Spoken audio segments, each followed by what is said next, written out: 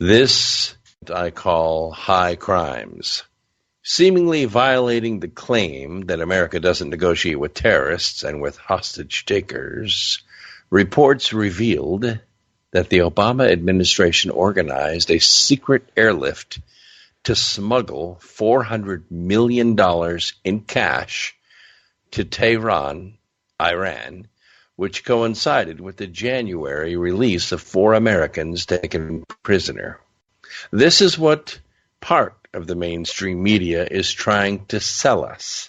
Oh, there are a few outlets that are saying, oh, gee, you really can't do this. It's really wrong. And so they asked the president a couple of softball questions about it.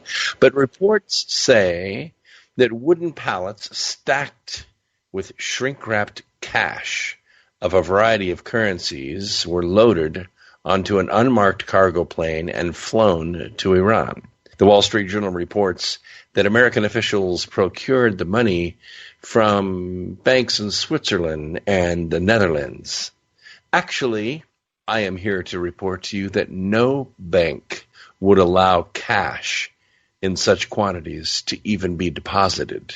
They don't have access to that. They're not going to let $400 million in cash leave their bank. They need the liquidity in their bank in order to loan money out.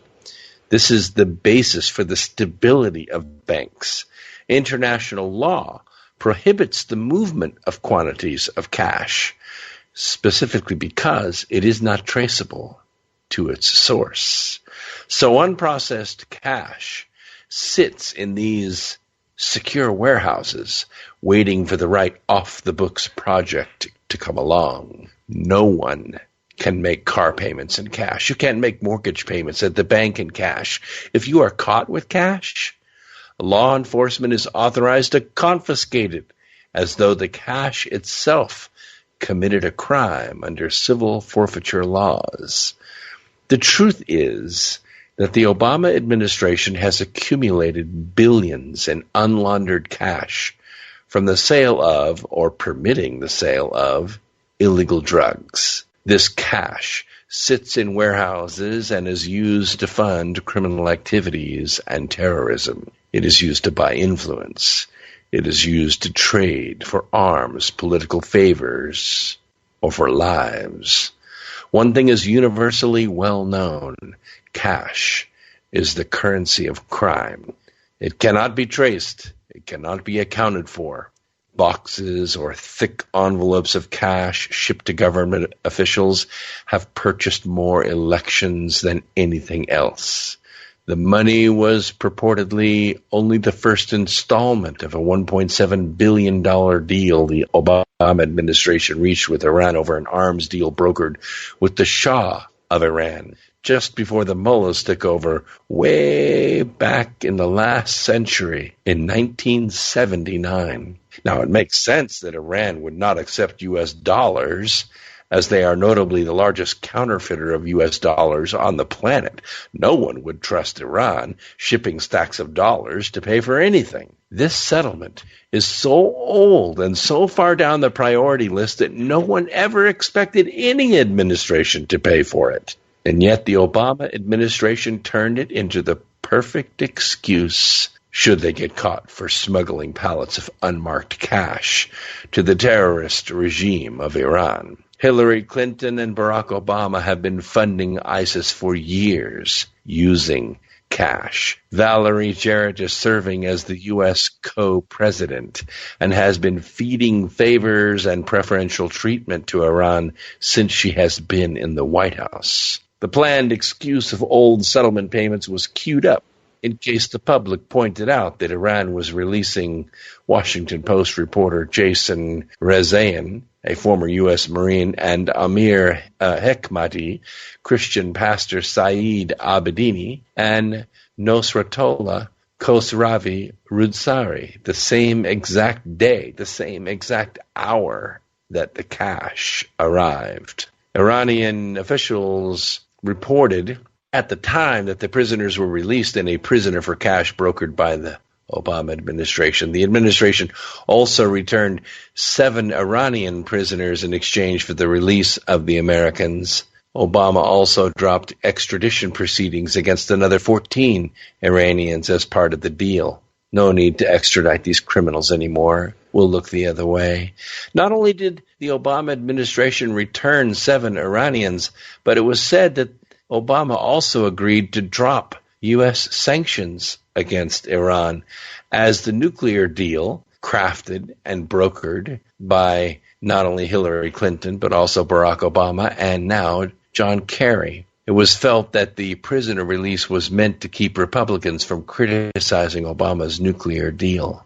The timing of these two actions precisely coincided with the release of the U.S. prisoners. In fact, the plane with the prisoners was not allowed to taxi and leave Iran until the plane with the cash landed and was validated.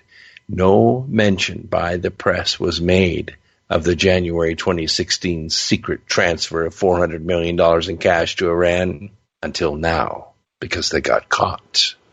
The Obama administration has now denied that the pallets of shrink-wrapped cash had anything to do with the hostage release agreement. He is actually laughing at law enforcement because he knows their network of corruption is tight and has been tested in public with the recent decision by the FBI not to prosecute Hillary Clinton.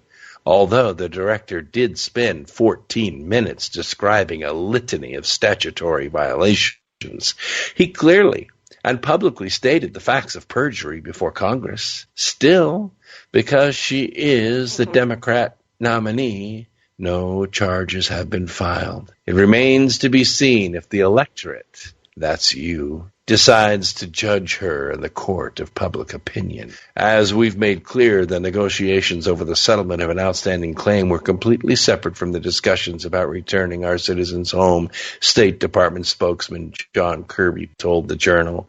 Not only were the two negotiations separate, they were conducted by different teams on each side, including, in the case of the Hague claims, by technical experts involved in these negotiations for many years. Purely a coincidence. Nothing to see here.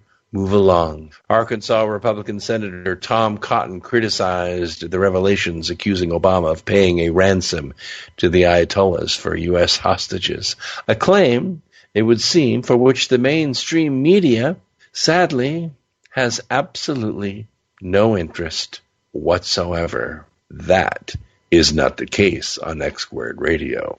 At a press conference Thursday of this week, Obama remarkably explained, and I quote, "The reason that we had to give them cash is precisely because we are so strict in maintaining sanctions and we do not have a banking relationship with Iran."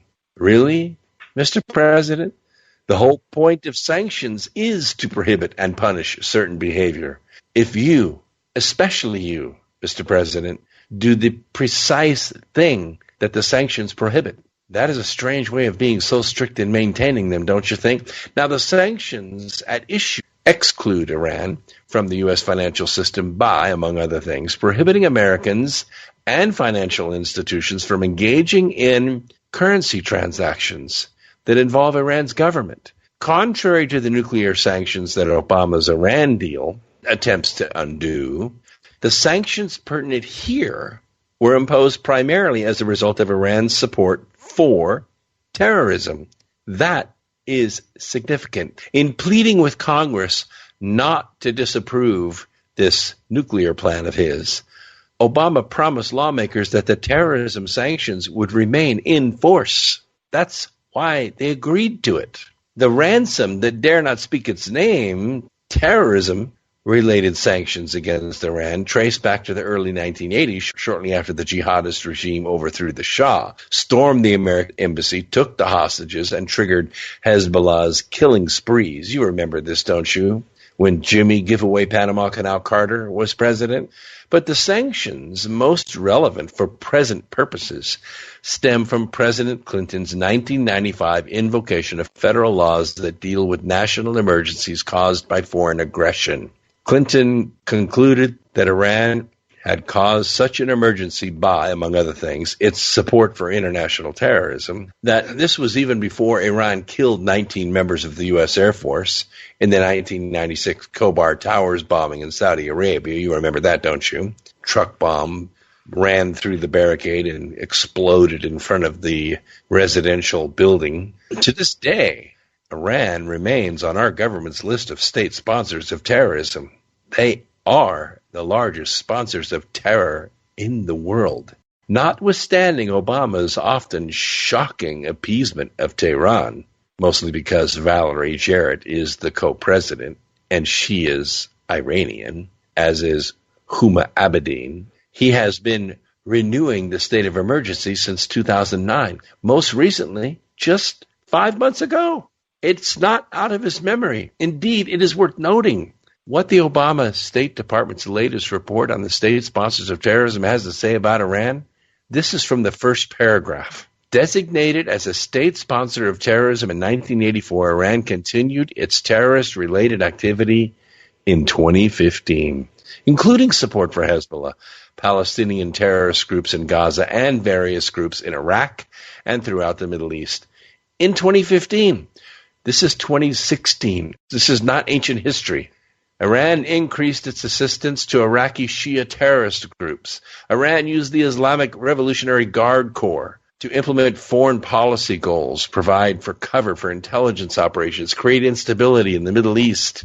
This commitment was reaffirmed by Obama's Treasury Department on January 16, 2016, the implementation day of the nuclear deal with Iran. Treasury's published guidance regarding Iran states that, in general, and I quote, the clearing of U.S. dollar or other currency-denominated transactions through the U.S. financial system or involving a U.S. person remains prohibited by law.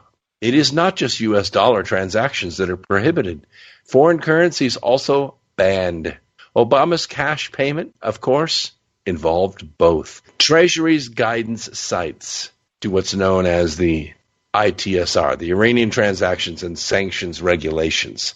It's the part of the Code of Federal Regulations that implements anti-terrorism sanctions initiated by President Clinton under federal law. The specific provision cited is Section 560.204. This is what it says. See if you get this clearly, because they sure didn't. The exportation, re-exportation, sale, or supply directly or indirectly from the United States or by a United States person, wherever located, of any goods, technology, or services to Iran or the government of Iran is prohibited. The regulation goes on to stress that this prohibition may not be circumvented by exporting things of value to a person in a third country when one has knowledge or reason to know that such things are intended specifically for supply, transshipment, or re-exportation, directly or indirectly to Iran or the government of Iran. Now, Obama conceded this live at his press conference just a couple days ago. Are you ready for this? He conceded at his press conference both that these sanctions are still in effect and that they applied directly to his $400 million payout to our terrorist enemies. But here's the president's problem. While he is correct that the sanctions barred him from sending Iran a check or wire transfer, that is not all they forbid, not by a long shot. They also make it illegal to do what he did. The sanctions prohibit transactions with Iran that touch the U.S. financial system, whether they are carried out in dollars or foreign currencies. The claim by administration officials widely repeated in the mainstream press, don't worry, everything's okay, that Iran had to be paid in euros and francs because dollar transactions are forbidden, is absolutely false.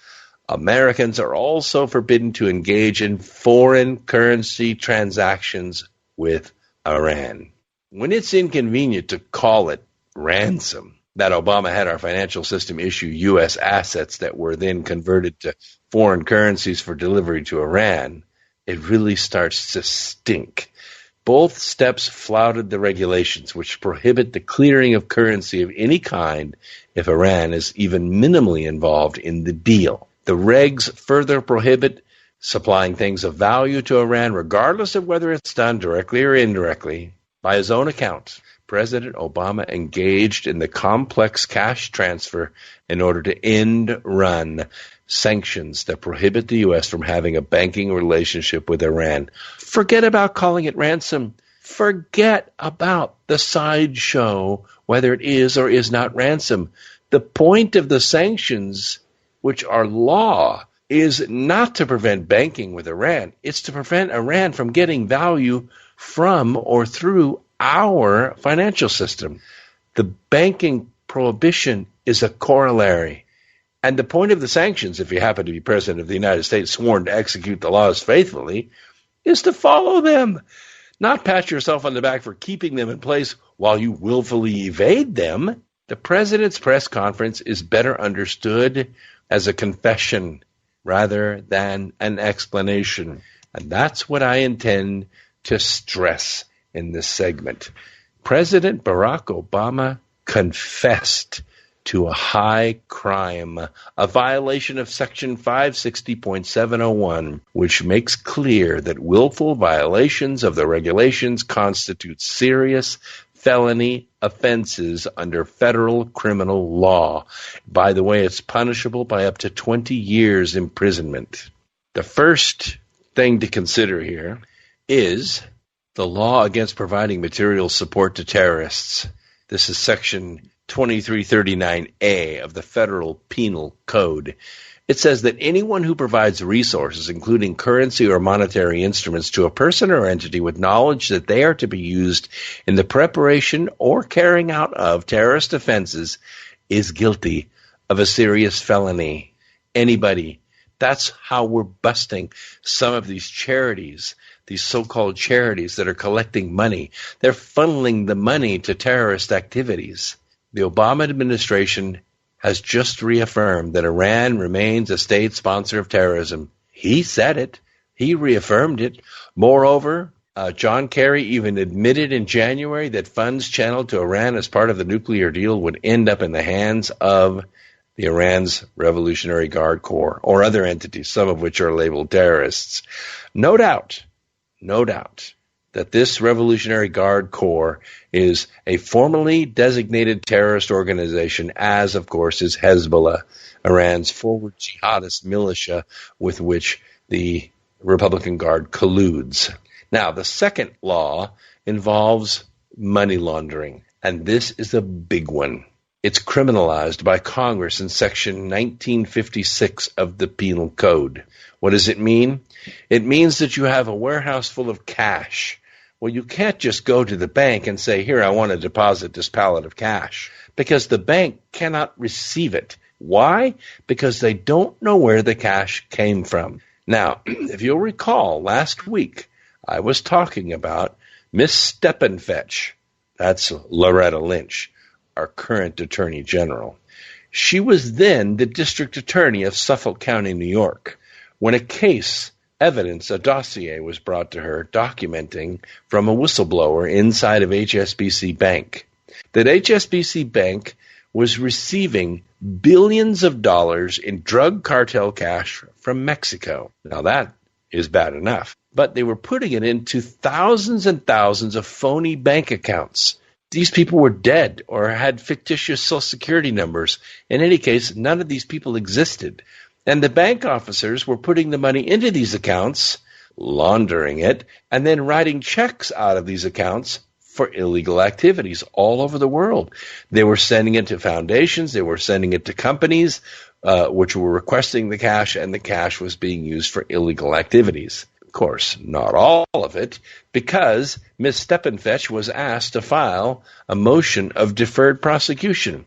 In other words, she said, even though I'm this bad Attorney General, I'm deciding that I'm not going to bring any charges against you, HSBC. We're going to fine you a little bit, about $1.2 billion, which you already have in this account set aside for the cost of doing business. And then we're going to carry on. Well, guess who was a board member of HSBC Bank while that was going on? Oh, that's a good guess. FBI Director James Comey. That's right. And so when it came time for James Comey to make a recommendation to Miss Steppenfetch, what do you think happened? The grease, the cash from the warehouses of drug cartel cash filled in the gaps, and everything went smoothly. If money is transferred outside the United States, it can be illegal to use it for anything, let alone promoting criminal activity. It's called money laundering. The administration has conducted a financial transaction which facilitated both currency transfers to Iran and Iran's certain use of the money to support terrorism. Plus, the money was shipped outside the United States before being transferred to Iran, before Iran will use it to promote terrorism. Money laundering cases often boil down to proof of intent, but there clearly are multiple grounds on which to investigate whether the laws have been transgressed. The circumstances of Obama's enormous cash transfer, $400 million, absolutely boggles the mind.